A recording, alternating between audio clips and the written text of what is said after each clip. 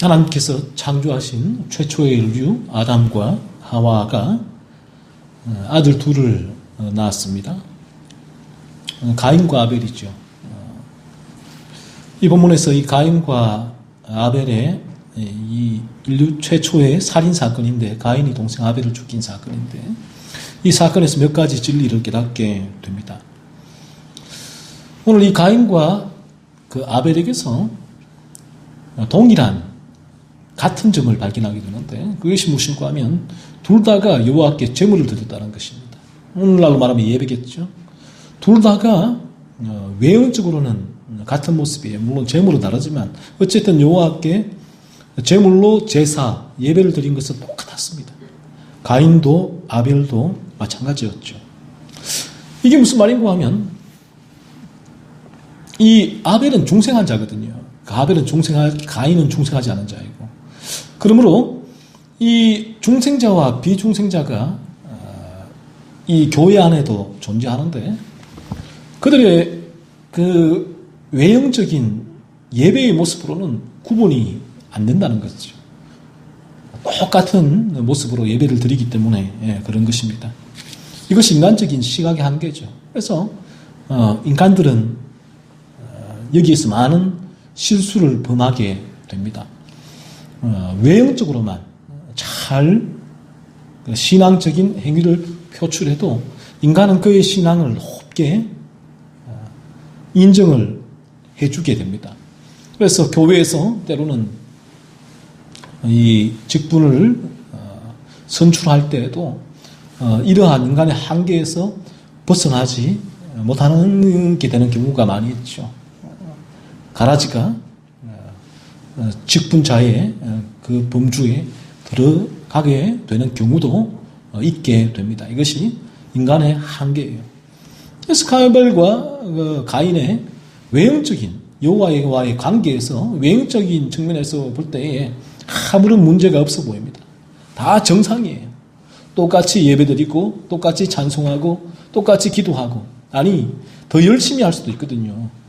이 가라지가, 비중생자가 말이죠. 그래서 인간은 이러한 외형적인 모습으로 하나님과의 관계를 체킹할 수가 없습니다. 그래서 교회에서는 끊임없이 이 부분을 점검하기 위해서 회심의 증거를 내세우고, 또한 그 회심의 증거로 자신이 중생하였다고 철석같이 믿고 있는 자들의 중생과 회심을 점검할 수 있는 장치를 끊임없이 마련하고 내어 밀고 그것으로 재단을 해야 되는 거예요. 그래야지만 이 위선자, 종교인이 참되게 중생하고 회심할 수 있는 길로 인도할 수 있기 때문입니다. 그래서 오늘 그런 장치가 교회에 있을 때 많은 비중생자가 중생할 수 있는 은혜가 있게 되겠죠. 아무래도 그렇지 않으면 교회는 끊임없이 많은 위선자들이, 종교인들이 전령해서 가인처럼 하나님과의 외형적인 관계가 정상이기 때문에 아무런 문제가 없다고 그렇게 인식하고 서로 여기고 있기 때문에 사실은 심각한 그리고 치명적인 질병이, 영적 질병이 만연해 있는 상태가 되는 것이죠. 그래서 교회가 해야 할 일은 끊임없이 이러한 중생과 회심에 대한 점검과 또 가이드를 해주는 것이 필요한 것입니다. 그런데 외형적으로 볼 때 가인과 아벨의 제물에는 큰 문제가 없었지만, 여호와께서는 이 가인의 제물은 연락지 않으시고 아벨의 제물만 연락을 하셨다는 거예요. 4절과 5절 말씀 보면 무슨 말입니까? 하나님께서 받으시는 예배, 제사는 누가 드리는 예배일까요? 중생자가 드리는 예배를 하나님께서 받으시거든요. 그래서 이 중생자는 어쩔 수 없는 거죠. 그 안에 예수의 생명이 존재하고 예수로 말미암아 하나님을 아는 지식을 소유했기 때문에, 참된 지식을 소유했기 때문에 하나님께서 원하시는 예배를 드리게 되는 거죠. 물론 연약함도 있지만. 그래서 끊임없이 중생자는 하나님이 원하시는 예배를 말씀을 통하여서 고민하고 묵상하고 연구하고 하나님이 원하시는 그 예배를 드리게 되는 거예요. 하지만 비중생자는 그렇지 않습니다. 비중생자는 본인도 하나님을 잘 믿고 있다고 여기 착각을 하고 있고, 그리고 그 착각 가운데 자기의 열심으로 자기만의 방식으로 예배를 드리는 거예요. 지금 이 가인의 방식처럼. 그래서 이 가인이 자기만의 방식으로, 하나님이 원하시는 방식이 아닌 자기만의 열심과 방식으로 예배를 드리기 때문에, 제물을 드렸기 때문에 하나님께서는 받지 않으신 거예요. 그것이 제물, 피제물의 유무든지 아니면 그 제물을 드리는 자의 마음의 문제이든지 어쨌든 간에 가인은 비중생자로서 하나님께서 받음직한 예배를 드리지 못한 거죠. 이것이 중생자와 비중생자의 한계죠.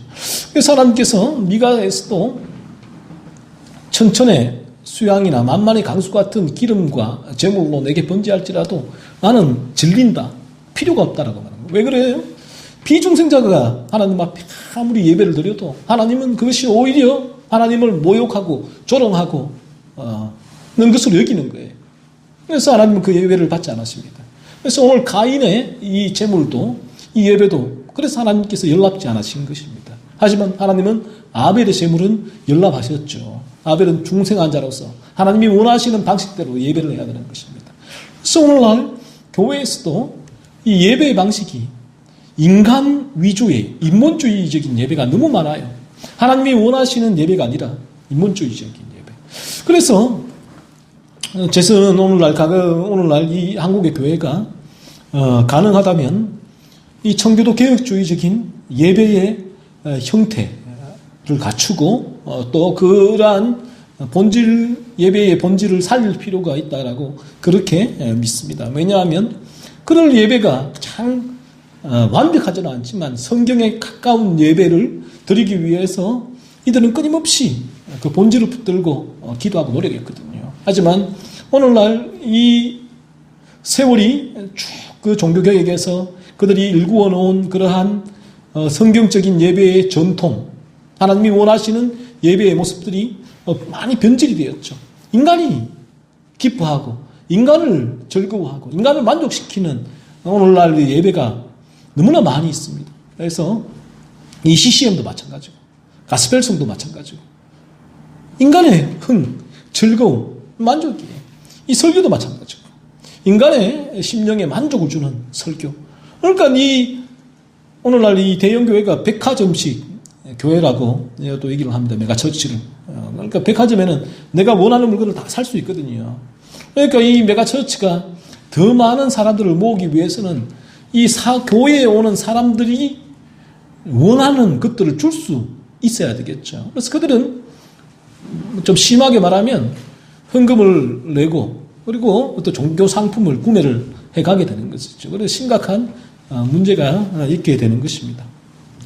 그래서 하나님은 이 예배의 외적인 형식을 보는 게 아니에요. 그래서 하나님이 원하시는 예배의 마음, 본질과 그리고 그에 따른 그의 본질이 있으면 그에 따른 형식이 따라 나오겠죠. 본질과 형식은 뗄 수가 없는 것이거든요. 물론 형식만 갖추고 본질을 빼버린 가인과 같은 자들도 있지만, 그래서 하나님께서 보시는 예배의 모습은 이 과거 하나님께서 이 다윗을 선택하실 때 이렇게 말씀하시죠. 사람은 외모를 보거니와 나의 여호와는 중심을 보신다. 그래서 하나님만이 이 예배자가 드리는 그 예배의 참과 거짓, 진실과 위선의 유무를 가름하시는 거예요. 그래서 하나님께서는 비중생자가 하는 예배는 거절하시고 중생자 예배를 받으시고 기뻐하시는 것입니다.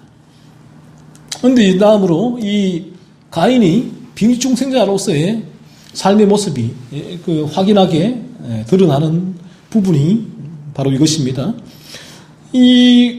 그 가인은 하나님께 그 제물을 거부당했죠. 나갑니다. 예배를 거부를 당했습니다. 그러자 가인의 반응이 어땠습니까? 5절에 보면 몹시 분하여 안색이 변했다라고 말을 해요.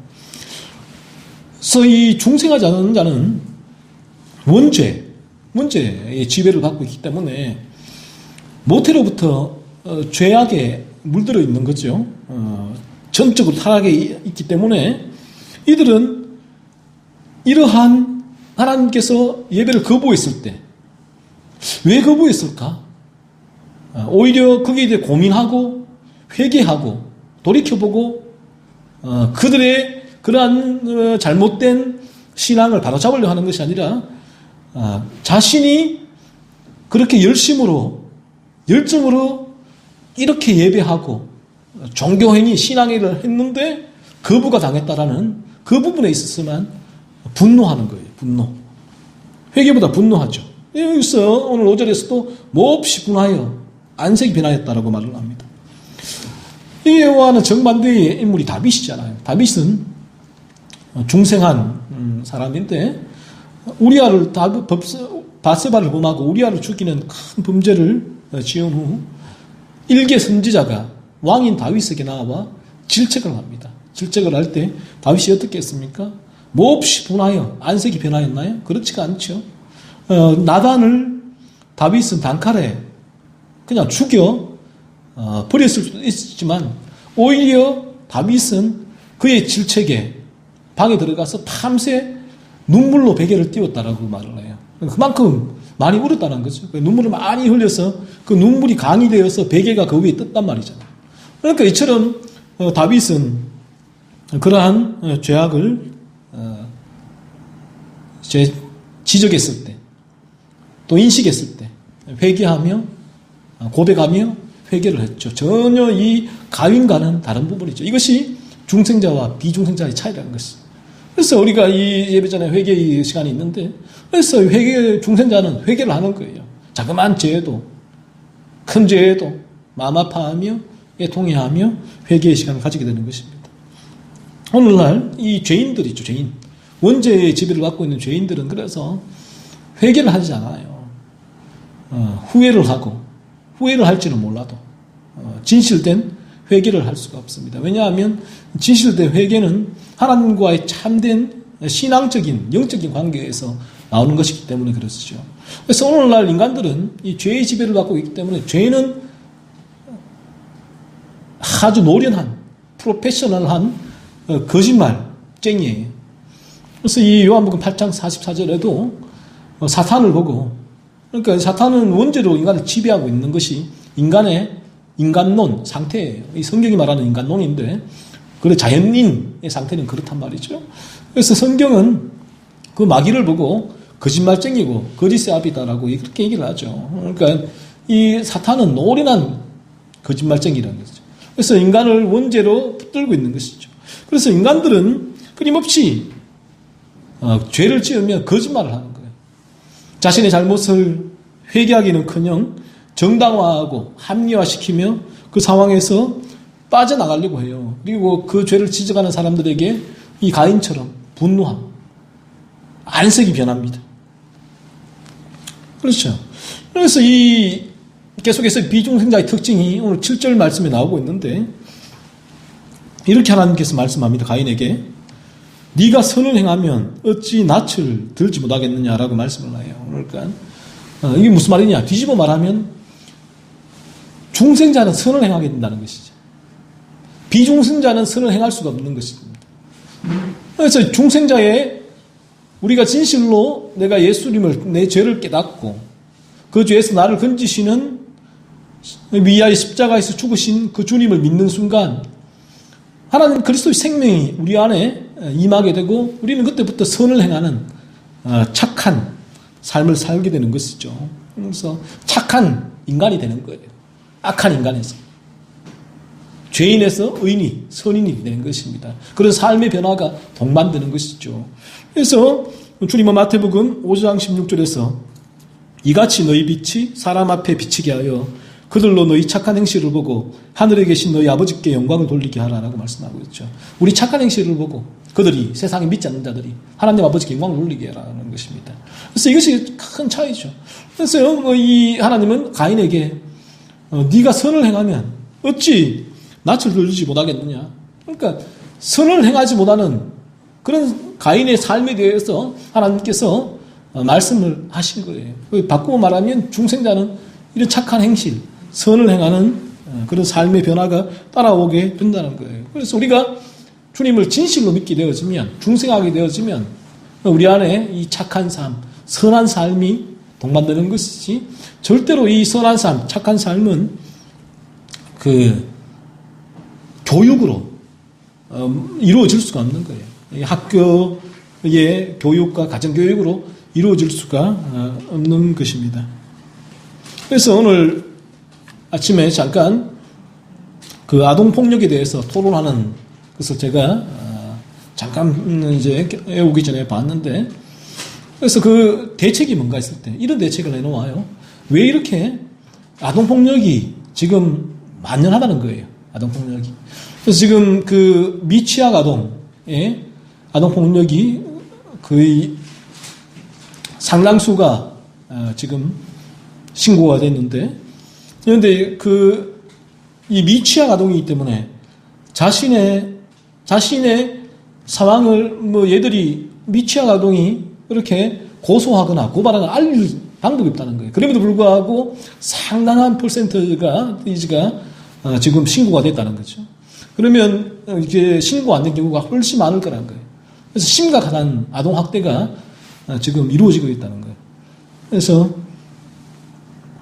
우리가 언제도 아동 학대를 안 당하는 게 얼마나 감사한 일인지 모르지. 아동 학대를. 그래서 지금 이 아동 학대가 이렇게 만연되어 있다는 거죠.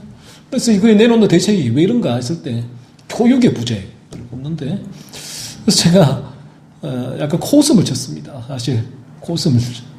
그거는 교육의 부재가 아니거든요. 그 부모들도 다 그 대학 나온 사람들이 아니에요. 그리고 이 부분을 아무리 교육을 해도 교육으로 이루어질 수가 있는 부분이 아니에요. 왜냐하면 성경을 통하여서 인간을 바라보게 되면 인간은 원죄 지배를 받는 죄인이기 때문에 이 죄 때문이에요. 이 죄가 그렇게 만든 거지. 어떤 인간의 온전한 능력이 교육을 받지 않아서 그러한 악을 범하게 한 것이 아니거든요. 그래서 오늘날 세상에서 내놓는 대책이 다 이거예요. 이 문제가 뭔가 했을 때, 사회에 심각하게 발생하는 문제가 뭔가 했을 때 내놓는 대안이 사실은 대안이 아니죠. 약간 임시 그 방편, 모면책인데, 그래서 정말로 그러한 이 세상의 변화가 있기 위해서는 성경이 기준이 되어야 되고, 성경이 말씀하는 이 복음 진리를 믿어야 돼요. 그러면 그 부모가 변하게 되어집니다. 그렇지 않으면 이러한 복음으로 말미암아 그 영혼이 죄인이 중생하지 않으면 끊임없이 이러한 상황은, 범죄들은 반복될 수밖에 없는 것이죠. 선을 행하지 않으면 죄가 문에 엎드리게 되게 됩니다. 너는 죄를 다스릴지니라. 죄의 지배를 받는다는 말이에요. 죄가 가인을 꽉 붙들고 있는 것입니다. 가인은 그 죄 가운데 거할 수밖에 없는 것이죠. 그래서 그러니까 이 죄의 지배를 받고 있는 이 가인의 를 바라보면서 죄가 얼마나 무서운지를 바라보게 됩니다. 우리가 원죄 가운데 있는 것이 그냥 이 하나의 이론이나 공허한 또 지식이 아니란 거죠. 이것은 정말 실체고 또 리얼이고 정말 무서운 것이란 것입니다. 자, 이 가인을 보세요. 이 죄가 꽉 지배하고 있으니까 이런 상황이 발생을 했단 말이에요. 그러니까 아벨은 재물은 하나님 받으시고 자신의 재물은 하나님 안 받으시더라는 거예요. 그러면 이 모든 문제는 자기에 있는 거죠. 자기를 돌이켜봐야 돼. 그래서 자기를 돌이켜보면서 자신의 신앙을 점검하고 영적 상태를 점검하고 하나님과의 관계를 점검하고 회개를 해야 되는데, 이 가인을 보세요. 이 죄가 확 지배하고 있는 사람들의 반응을 보세요. 어떻게 했습니까? 분하여서 안색이 변했다. 그리고 하나님한테 안색이 변하고, 그리고 그 분노가 누구한테로 행했습니까? 아벨, 동생하기로 한 거예요. 그래서 가인은 인류 최초의 살인자가 됐잖아요. 동생을 죽였습니다. 그 시기심 때문에. 그 아벨이 무슨 죄가 있나요? 아무런 죄가 없잖아요. 그런데 그 아벨을 쳐서 죽였습니다. 이것이 죄란 거예요. 원죄 지배를 받고 있는 인간의 모습이란 거예요. 그래서 오늘도 그 신문에 매스미디어에 보니까 같은 공장에서 직장에서 일을 하는 중국 동포인데 굉장히 분노할 일이 있었나 봐요. 그래서 자기가 칼을 가지고 와서 아침에 칼을 가지고 와서 누구든 자기에게 좀 기분 나쁘게 신경 거슬리게 하는 사람이 있으면 찔러 죽인다 라고 마음먹고 칼을 들고 온 거예요. 그러니까 아침에 그 직원 하나가 무슨 일이 있었는지 모르겠지만 자기에게 거슬린 거예요. 그래서 찔러 죽인 거예요. 그 사람. 이것이 죄인의 모습이라는 거예요. 그래서 이 죄인은 가인과 같은 이런 죄의 지배를 받으면서 이러한 삶의 모습으로 살아갈 수밖에 없죠. 그리고 가인을 보세요. 이러한 죄를 저지르고 나서도 그 이후에 하나님의 추궁, 아벨이 어디 있느냐 추궁에 가인이 어떻게 뭐라고 대답을 합니까? 거짓말을 밥 먹듯이 해요. 자연스러워요. 거짓말을 얼마나 잘하는지요. 이것이 마귀의 실체거든요. 그래서 마귀가 죄를 통해서 인간을 지배하고 있기 때문에 그 죄의 지배를 받고 있는 마귀를 주인으로 섬기고 있는 인간도 거짓말을 밥 먹듯이 잘합니다. 그래서 어디 있느냐 하니까 이 가인이 이렇게 말을 합니다. 내가 어떻게 아느냐? 내가 동생을 지키는 자니까 나는 모른다 하는 거죠. 이 거짓말을 하는 것이죠. 거짓말. 너무나 쉽게 거짓말을 해요. 그리고 또 이 중생하지 않은 가인의 모습을 보세요. 그 이후에 그러한 동생을 쳐 죽여놓고 아무런 죄가 없는 동생을 시기심으로 인하여서 하나님에 대한 분노로 시기심이 동생한테 발휘해서 죄 없는 그러한 선량하고 착한 아벨 동생을 쳐 죽이고 나서 그 이후에도 자신의 아니만을 걱정을 해요. 회개보다 자신의 삶, 자신이 받을 형벌만을 두려워하는 거예요. 그러니까 끊임없이 그 정도 상황이었으면 나도 알아서 처벌을 해달라, 다 달게 받겠다가 아니라 그 형벌을 감하기 위해서 끊임없이 가인이 애를 쓰는 모습을 바라보게 되어집니다. 형벌을 두려워해요. 하나님 앞에 나는 어떻게 살게? 두렵습니다. 어디 갈까요? 지금 그런 말을 할 때가 아니잖아요. 그런데 이것이 죄인의 모습이란 거예요. 죄인은 끊임없이 이러한 죄악 가운데서 갈 수밖에 없기 때문에 자기 자신만을 아는 이기적인 존재가 되는 거죠. 상대방에게 가해를 하고도 그에 대한 일말의 죄책감이나 안타까움은 전혀 가지고 있지 않아요. 자신만이 그 가해한 이후에 받을 형벌을 두려워하고 줄이고 피하고 모면하기 위한 이기적인 존재가 바로 인간이다라는 것이죠. 그래서 인간이 예수를 믿지 않으면 끊임없이 이러한 상태 가운데 살아갈 수밖에 없는 거예요. 그래서 이러한 인간들이 사회에서 만나게 되면 어떤 일이 일어날까요? 그것이 지옥이잖아요. 그래서 지금 이 세상이 이러한 상태 가운데 가는 거예요. 끊임없이 온갖 테러와 폭력과 살인과 거짓, 사기가 횡행하는 이런 사회가 된 것이죠. 그래서 이 세상에서 살아가는 것 자체가 위태위태한 그런 세상이 되어버렸습니다. 그래서 이러한 상황에서 벗어나기 위해 건진받을 수 있는 유일한 길은 교육이 아니에요. 교육이. 다른 어떤 조직, 장치가 아니에요. 오직 인간을 이러한 비참하고 추악하고 끔찍한 죄에서 건질 수 있는 유일한 길은 그리스도 예수님, 우리 주님이십니다. 그래서 주님의 십자가로 나오게 되면 그 인간은 놀라운 삶의 변화를 경험하게 되는 것입니다. 착한 행실, 선한 삶을 하나님 앞에서 살아가게 되고 조그만 죄에도 회개하고 애통하는 가인과는 상반된 삶의 모습으로 살아가게 되는 것이죠. 그래서 이 시간 다시 한번 내 죄, 내가 가인과 같은 인간이다. 이 죄악으로 물들어 있다. 나의 정체가 타락해 있다. 내가 얼마나 거짓말을 잘하는 존재인가. 얼마나 내 안에 시기심과 질투심, 온갖 악한 생각들이 내 마음에서 들끓는 그러한 추악한 끔찍한 골룸보다 더 심한 추악한 존재가 나인가. 그 사실을 이 시간 다시 한번 나를 바라보고 깨닫고 이러한 상황에서 나를 건지시기 위하여 십자가에서 생명까지 내놓으신 주님의 십자가 앞으로 나와야 합니다. 나와서 십자가를 꼭 믿고 붙들 때에 우리가 이러한 가장 추악한 더러운 삶에서 건진받아서 고귀한 삶을 살아갈 수 있게 되는 것이죠. 하나님이 원하시는 기뻐하시는 삶을 살게 되는 것이죠. 그러한 가인과는 다른 중생한 자로서의 삶을 그리스도의 십자가를 붙들므로 살아갈 수 있기를 바랍니다.